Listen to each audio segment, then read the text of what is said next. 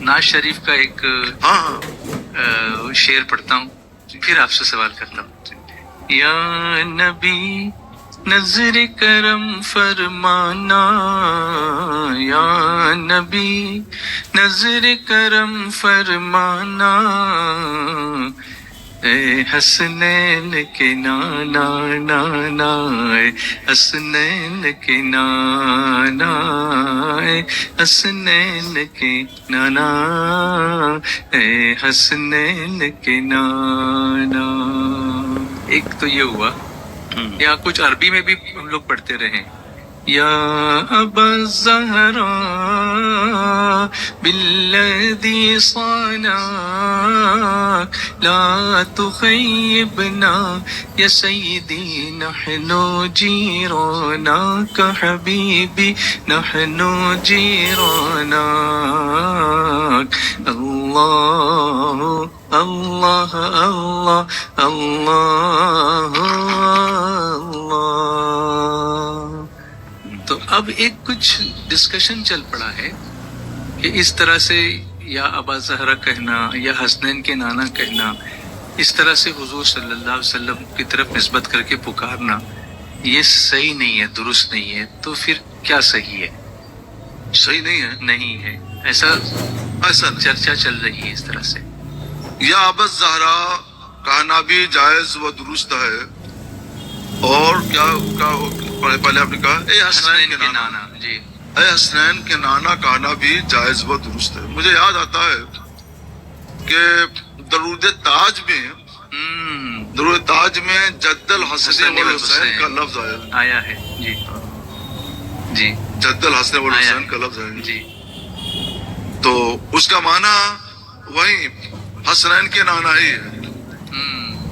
اور ابا زہرا کا مطلب کیا ہے؟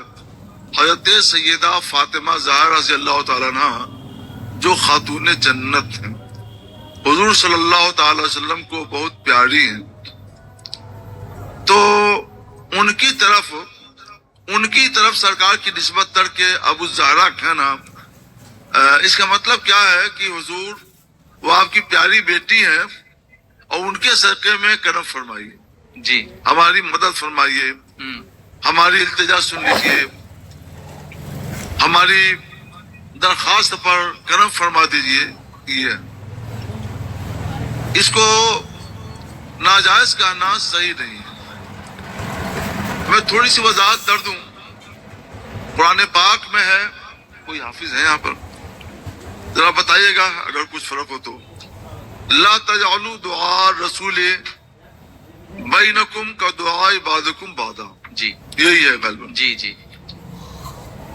اللہ تعالیٰ نے اپنے پیارے حبیب صلی اللہ علیہ وسلم کا ادب اپنی امت کو یہ سکھایا کہ رسول کو آپس میں ایسے نہ پکارو جیسے آپس میں ایک دوسرے کو پکارتے ہو. آپس میں ایک دوسرے کو کیسے پکارتے تھے؟ چھوٹے کو پکارنا ہوتا تھا تو اس کے لیے الفاظ کچھ اور، تو اس سے کچھ تحقیر کا پہلو نکلتا ہے. اور اپنے برابر والوں کو، دوستوں کو پکارنا ہو تو اس میں مساوات کا پہلو نکلتا ہے. اور بڑوں کو پکارنا ہوتا تو نام لے کر نہیں پکارتے بلکہ ان کو کنیت سے پکارتے ہیں. اور کنیت سے پکارنا یہ تعظیم کے لیے ہوتا ہے. صغیر اور کبیر ہم عمر اور کبیر جو بزرگ ہو، تو چھوٹا، بڑا، بزرگ، یہ تین طرح کے لوگ ہیں. چھوٹوں کا نام لے کر پکارا جاتا ہے. شفقت سے بھی پکاریے تو یہ ظاہر ہوتا ہے کہ اس میں پکارنے والا بڑا ہے اور جس کو پکارا گیا وہ چھوٹا ہے. تو اس میں ایک طرح سے تحقیر کے معنی کا شائبہ پایا جاتا ہے. حضور اللہ تعالیٰ فرماتا ہے کہ رسول کو ایسے نہ پکارو جیسے آپس میں ایک دوسرے کو پکارتے ہو. کہ چھوٹے کو پکارنا ہوا تو پیار سے، شفقت سے تو پکارتے ہو، لیکن اس میں کچھ تحقیر کا شائبہ پایا جاتا ہے. اور اپنے ہم عمروں کو پکارتے ہو تو اس کا نام لے کے اے فلاں اے فلاں اے فلاں، تو اس میں ایک طرح سے بڑوں کی بنسبت بے ادبی کا پہلو پایا جاتا ہے. تو یوں نہ پکارو جس میں بے ادبی کا پہلو یا شائبہ پایا جاتا ہو. بارگاہ رسالت میں اس طور پر پکارنا ناجائز ہے اور حرام ہے. لہذا مفسرین کرام نے اس کی تفسیر میں فرمایا کہ رسول گرامی وقار صلی اللہ علیہ وسلم کا نام لے کر نہ پکارا جائے. حضور کا نام نامی کا ہے محمد صلی اللہ علیہ وسلم, اور ایک نام پاک اور ہے احمد صلی اللہ علیہ وسلم. تو سرکار کا نام پاک لے کر نہ پکارا جائے, چاہے لفظ محمد سے چاہے لفظ احمد سے. تو کیسے پکارا جائے؟ یا رسول اللہ, یا حبیب اللہ, یا رحمت للعالمین, یا شفیع المذنبین, یا قائد الغر المحجلین, یا سید الانبیاء, یا افضل الرسول. اس طرح کے سینکڑوں تکریمی الفاظ ہیں. اللہ تعالیٰ نے پکارا کافا یا عین صاد یاسین طہ وغیرہ وغیرہ. تو بہت سے نام ہیں سرکار علیہ السلام کے جو وصفی نام ہیں, ان وصفی ناموں سے حضور کو پکارا جائے. جو عالمی نام ہیں لفظ محمد, لفظ احمد, ان ناموں سے نہ پکارا جائے کہ اس میں بے ادبی پائی جاتی ہے. تو نہ چھوٹوں کی طرح سے پکارو جیسے آپس میں دوسرے کو پکارتے ہو, اور نہ اپنے اموروں طرح سے پکارتے ہو جیسے آپس میں دوسرے کو پکارتے ہو. اس کی وجہ تیسرا نمبر آتا ہے اپنے بزرگوں کو پکارنے کا. تو بزرگوں کو پکارنے کے لیے تعظیم کا لفظ عربی زبان میں کنیت کہتا. لفظ اب سے جو منسوب ہوتا ہے نا تو اس کو کنیت بولتے ہیں, جیسے ابو تراب, ابو ہریرہ, اور اس طرح سے ابو مسعود انصاری, اور اس طرح کے اور بہت سے الفاظ ہیں. ابو قحافہ حضرت ابوبکر صدیق رضی اللہ تعالیٰ عنہ کے لیے.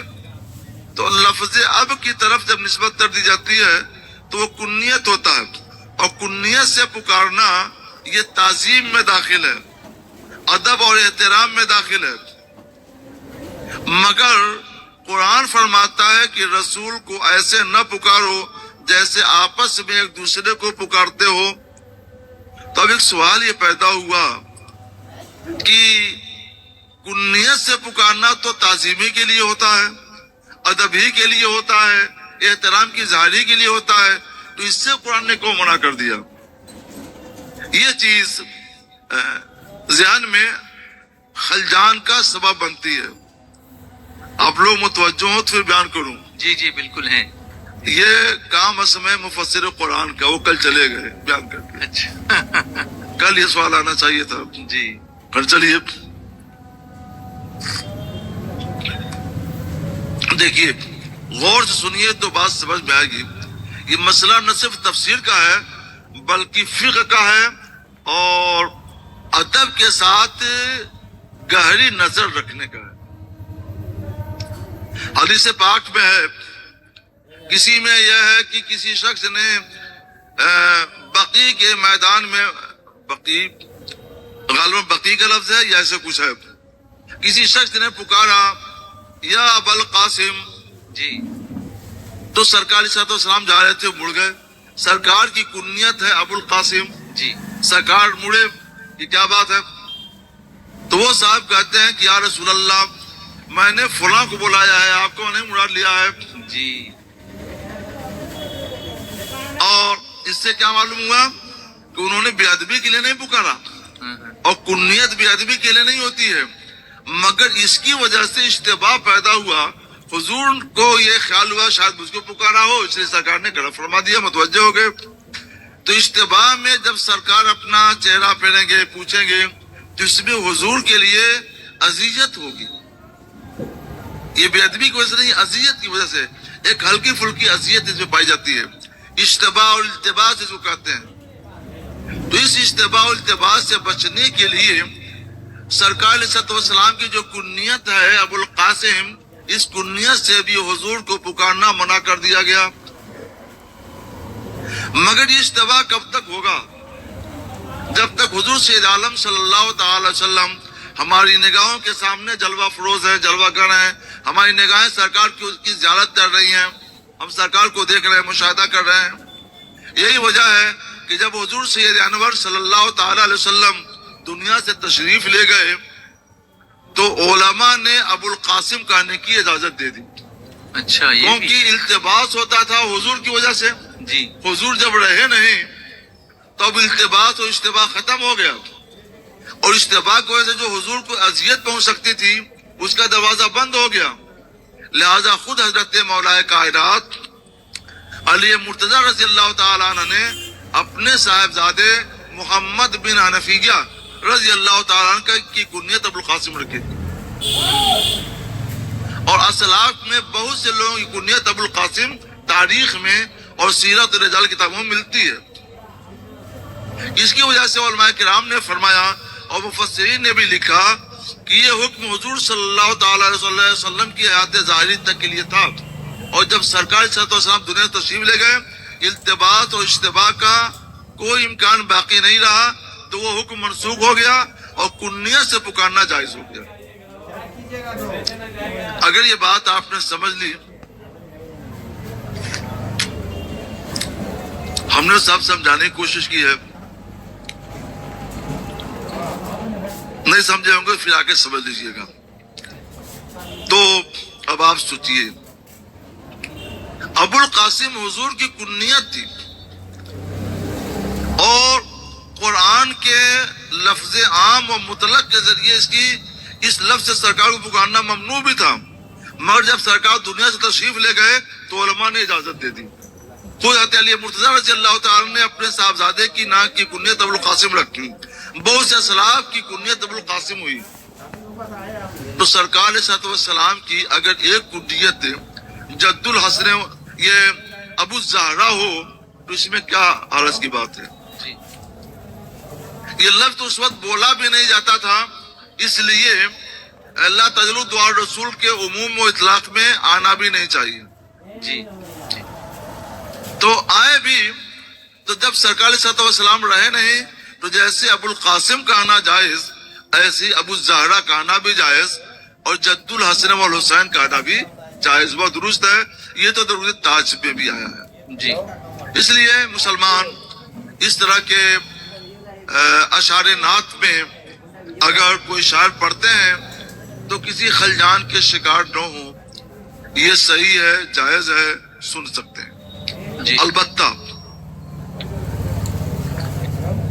جب بات جواز عدم جواز تک پہنچ گئی اور کسی کو بھی اشتباہ ہو گیا کہ ناجائز ہو سکتا ہے تو بہتر یہ ہے کہ ہمارے اسلاف کرام میں اور ان کے زمانے سے لے کر آج تک حضور شیر عالم صلی اللہ تعالی وسلم کے لیے جس لفظ سے ندا، خطاب، استغاثہ، استمداد کیا جاتا رہا ہے انہی الفاظ کو استعمال کیا جائے، نئے الفاظ نہ لائے جائیں تاکہ سننے والوں کے دل میں کچھ کھٹکے نہیں. ناجائز نہیں ہے لیکن دل میں اگر کھٹک ہو رہی ہے تو اس سے بچ جانے میں کوئی حرج نہیں ہے. تو احتیاط کر لیں تو اچھا، لیکن ناجائز نہیں ہے، جائز و درست ہے، اس کو ناجائز اور گناہ نہ کہا جائے. ہمارے پاس اس کے لیے دلائل ہیں اور ہم ان دلائل کو پیش کریں، تفسیری آیتوں کو، بخاری شریف کی حدیثوں کو، مسلم شریف کی حدیثوں کو، اور پھر ان حدیثوں پر شارحین بخاری و مسلم نے جو کچھ لکھا ان کو، تو یہ مجلس اسی کی نظر ہو جائے. اور جتنا میں نے بیان کیا یہ کافی ہے، اس پر آپ عمل کریں. اللہ نے توفیق دیا، فرصت دی تو ہم ان احادیث اور شروع احادیث کے ساتھ کوئی تحریر بھی جاری کر دیں گے انشاءاللہ تعالی.